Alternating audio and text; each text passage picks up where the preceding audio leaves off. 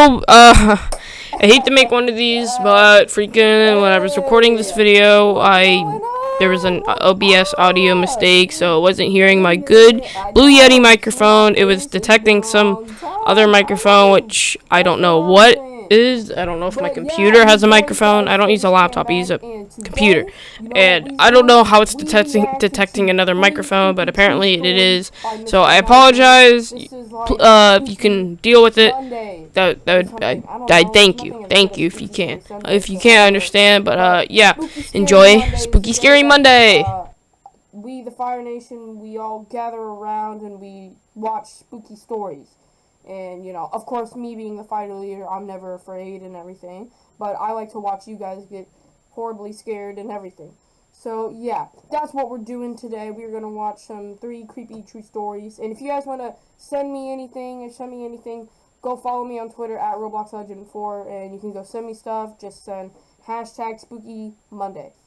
So, yeah, just do that. Or if you want to recommend something in the comments, you can, but I don't know how that's going to work. But anyways, guys, let's get into the first story. Okay. Oh, sorry. By the way, guys, make sure you go subscribe to Mr. Nightmare, of course, and you like do his channel. Please look over me. Alright, let's go. Man, already with the music. Story 1. I'm never scared, by the way. I was house sitting for my grandma one weekend while she went to Florida with some of her church friends.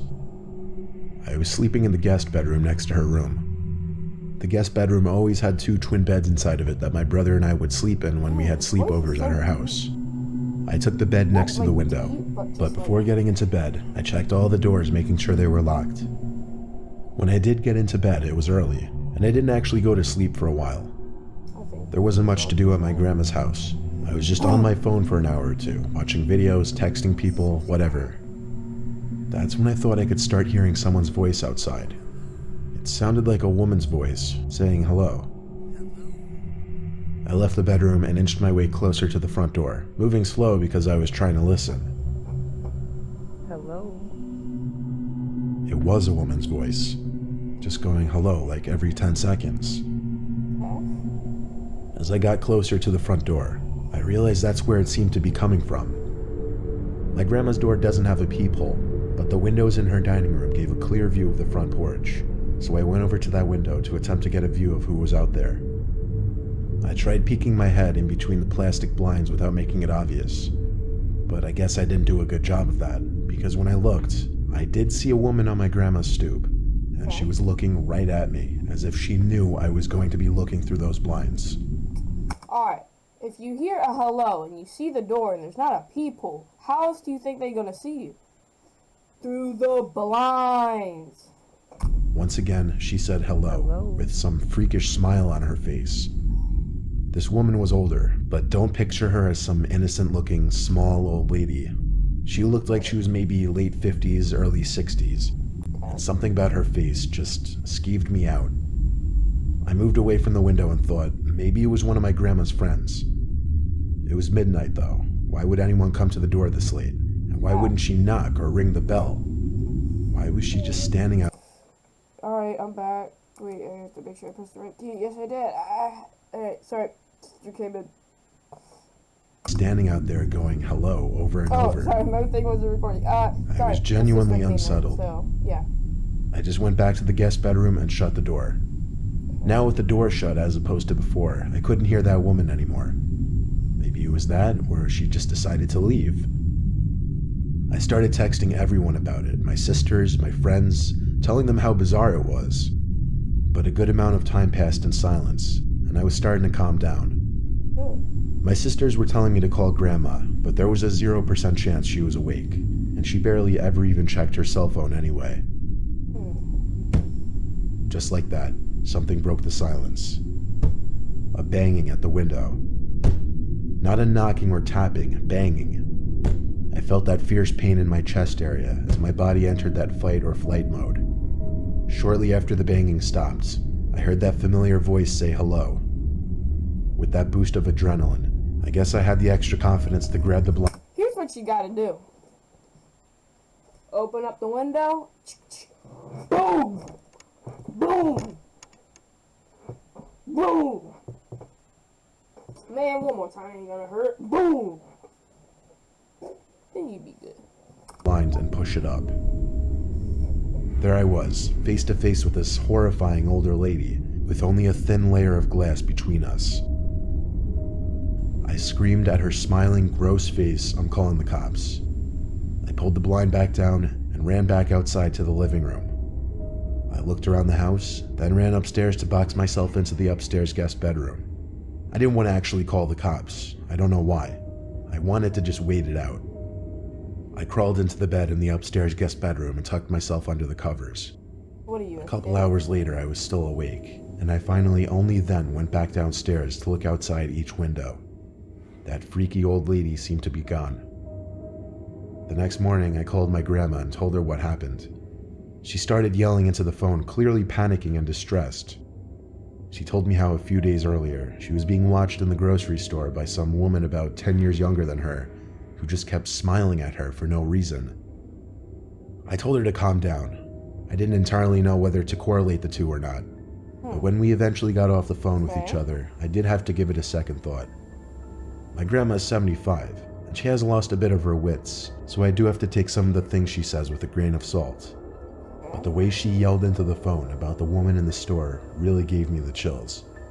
And I still wonder if it could have been the same person. Get the fuck out of here, man. That was an, okay. It was like maybe a 6 out of 10. My name is Nicholas. I'm currently a freshman at Syracuse University, which doesn't exactly sit in the safest area. I can't hear you. I just went through a breakup with my first girlfriend, so I started getting back into the online dating scene. I was using the app Hinge when I found some blonde girl named Stephanie who I really connected with. She also went to Syracuse. We both liked to read, go to the movies, we even had the same sense of humor. I suggested we go on a movie date, and she said she'd love to. She told me to meet her at some specific point near campus and she'd pick me up. So, around 9 o'clock, I waited on some corner of a normal neighborhood block, waiting for Stephanie. She asked me to share my location with her, and so I did. A few minutes later, I saw a car turn down the street and start approaching me. Then it stopped in front of me, and the driver rolled down the window. It wasn't Stephanie, though, but some old random guy. He asked what I was doing alone out here, which was insanely weird, first of all. Then I said I was waiting for someone.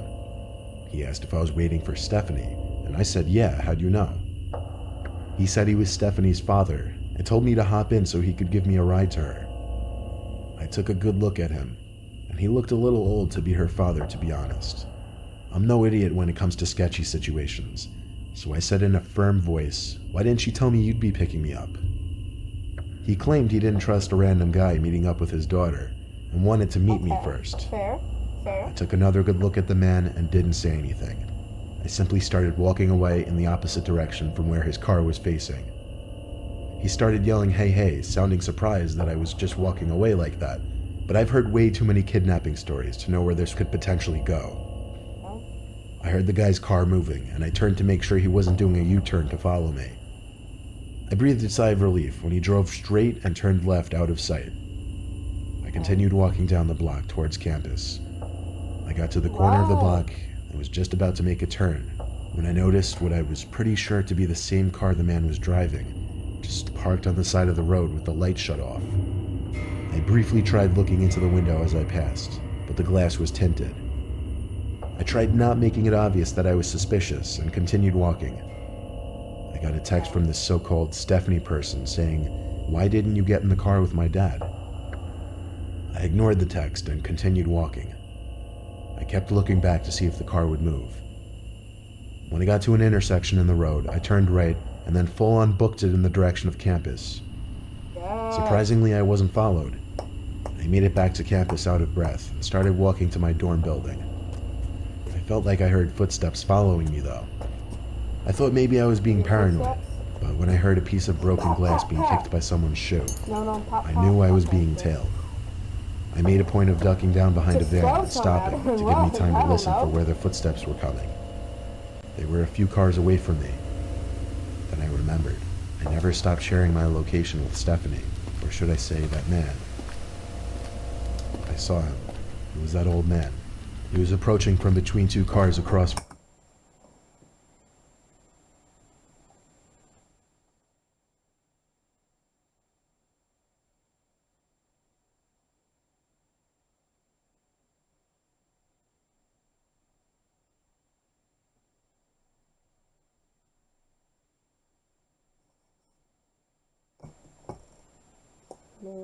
For me. He yelled something that I didn't fully understand, but it sounded like he said, "Come back and I'll take you to her." He had to be like 60 something. There's no way he would catch me if I sprinted. I lost him easily when I ran and made it back to my dorm room. My roommate wasn't there, so I had no one to talk to about it. But when I lay in my bed, I got another text from that man, and it was shocking. It said, "You're a little piece of fucking shit. You're lucky you got away. I would have strangled your ugly ass." I still have the screenshot. I replied saying thanks for the threat, it's going straight to the police, and I blocked his number. I still have the conversation saved as evidence, and I plan on going to the police with it eventually. Hopefully they are able to do something about it. Man, that was sort of whack. I'll give that a 4. What is it? Use this to block all ads? Hey, an ad blocker? No way. When I was 18, I had a side job as a part-time janitor at my high school over the summer. I would work sometimes days and sometimes nights, anywhere from 9 a.m. to 12 a.m., depending on how much money I needed. Oftentimes I would be left to lock up the building when the older janitors have left. This was a time before the high school had cameras installed in every single hallway.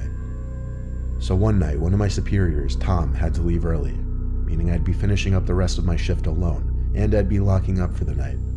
He told me text him if I need anything, as he always did, and then he left. There's like a freaking like tree, like branches here, then what is that?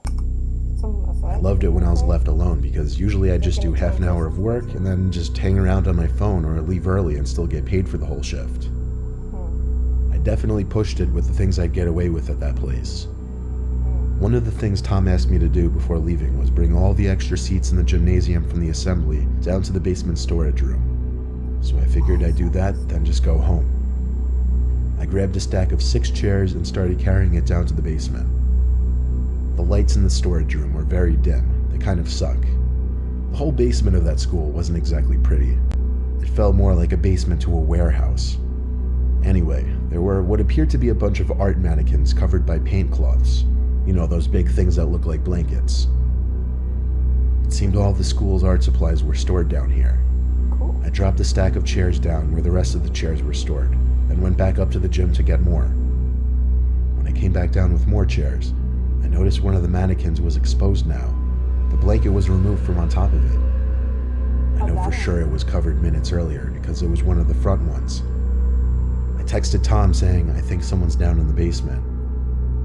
He said back, Hold "What?" on. Why does that look like a face? Like, there's the eyeball, the like eye, or like the eye, the eyeball. Then what are they called? The people. And like, there's the mouth, nose. You see that? And there's like a little face. Y'all see this, or is that just me? "What do you mean?" And I said one of the art cloths were moved. He took a minute to respond, saying no one else should be there. Then I noticed something. The art cloth, tucked in the corner of the storage room, sitting outside of the light that was produced at the center of the room. It was covering something, surely. I started to tiptoe over to it, but when I was a few feet away from it, I realized whatever was under that Get cloth ready? was... This is what you do when you get near. You be like, ah, and just, you know, do that. Yeah, that's what you do. Or, you know, you beat them up, or you throw something at them and run. I guarantee it's some, like, skinny guy who has, like, a little knife or glass as a knife. It's probably what it is. I know these things. moving just ever so slightly. There was undoubtedly someone hiding under there. I ran back upstairs and locked the basement door. I texted Tom saying someone is hiding under a cloth in the basement. He said call the cops, but I insisted he just come back since he only just left like 10 minutes ago. He didn't want to come back though. He told me to be a man and confront whoever was down there. So I went down to the basement again. However, the cloth was now strewn flat on the floor. whoever was hiding under there was gone. But possibly the scariest thing was yet to happen. As I stood in the storage room, there were loud metallic thumps coming from above my head. I looked up and saw an indent slowly forming in the large air vent above me. Someone was Bro, that... You screwed. He in the vent. crawling through the main vent, then just stopped literally above me. And then, bangs. Bangs like whoever was in there was trying to break open the floor of the air vent. I didn't know what was happening, but I was officially done with this. I ran up the stairs, locked up the school, and went home. I told Tom the partial truth the next day, that I thought I saw someone in the corner and it was gone when I went back. Then I claimed there was nothing else I could say. Thank God it was my last week there, so it wasn't my concern anymore.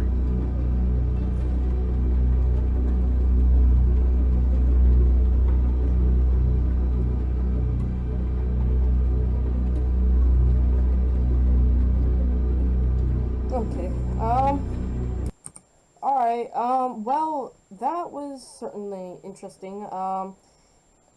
Still, I don't feel, that was like maybe a 5? I don't know. In my opinion, the first one was a lot better. But, yeah, that was really interesting. Man had vent access. I don't understand, why don't people call the cops? Like, you act like you have to prove something. You don't have anything to prove. Just call the cops.